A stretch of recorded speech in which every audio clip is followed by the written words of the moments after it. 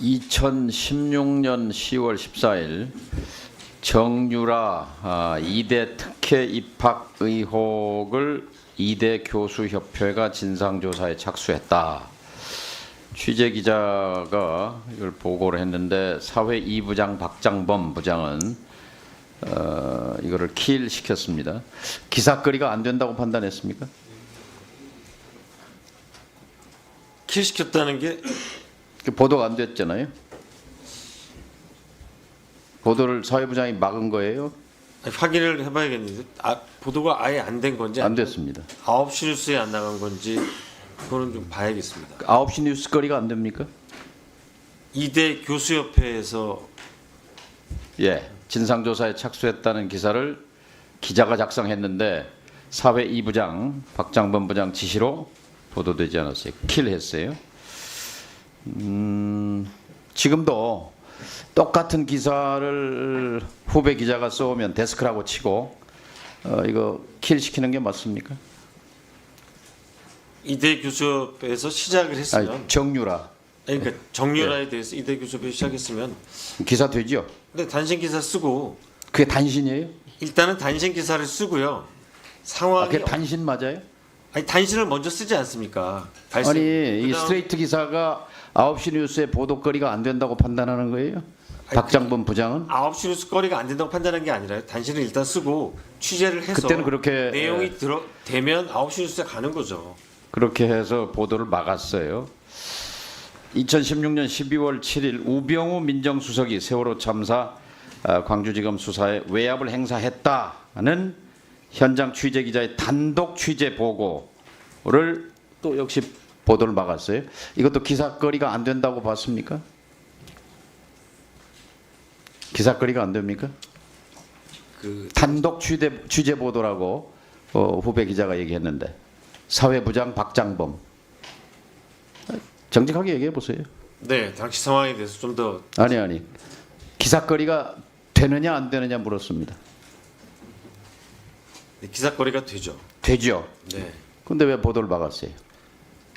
그 보도를 막았냐 안 막았냐는 당시 상황을 좀 봐야 됩니다. 그러면. 권력에 대한 감시를 포기한 거라고 봅니다. 제가 이걸 질문하는 이유는 이제 사장 후보자인데 최순실 사태를 덮으려 했던 그런 전례에 비춰 보면 김건희 여사에 대한 쏟아지는 의혹에 대해서 과연 이걸 제대로 보도할 수 있을까 그런 걱정입니다. 어제 오늘 청문회를 지켜보면서 박장범 사장 후보자는 느닷없이 된 것인가, 하늘에서 뚝 떨어진 사장인가, 아니면 치밀한 기획에 의해서 진행되어 온 프로젝트. 근데 제 나름대로 내린 결론은 4단계인 것 같아요. 그러니까 사장이 되고 싶은 꿈은 오래전부터 있었다고 했죠. 그 1단계 신호탄이 2023년 7월 2일 이뤄진 단 클로징 멘트. 그게 결정적인 신호탄이었던 것 같아요. 그러니까 윤석열 정부의 보훈 정책을 묻는다라는 제목과는 아주 동떨어진 내용으로 고대영 사장 해임 판결에 대한 클로징 멘트를 길게 했는데, 이거는 죽은 권력에 대한 포격, 그리고 살아있는 권력에 대한 공개적인 구애 신호탄이었다고 봅니다. 그리고 고대영 사장에 대한 충성 표시와 함께 윤석열 정부에 대한 시그널이었다고 생각합니다. 두 번째, 2단계가 23년 11월 9시 뉴스 앵커 발탁. 그것도 박민 사장이 아까 뭐 답변했지만 박민 사장이 발탁한 것이 아니라 그것도 여러 가지 본인의 노력에 의해서 성취된 2단계 프로젝트 성공이었고, 3단계 결정적인 것이 올해 2월 윤 대통령과의 단독 대담 인터뷰. 여기서 또 결정적인 것은 파우치 발언입니다. 제가 이게 즉흥적인 생각이었냐, 오래 숙고해서 찾아낸 단어였냐고 물었는데 어쨌든 이것은 결정적인 아부의 기술이었다고 생각합니다. 4단계는 이제 지난 10월 KBS 이사회의 사장 발탁이라고 생각합니다. 안양봉 국장님? 네. 잠깐 멈춰 주시고요. 예. 박장범 후보자는 왜 그런 클로징 멘트를 했다고 생각합니까? 당시 시사교양국장이었죠.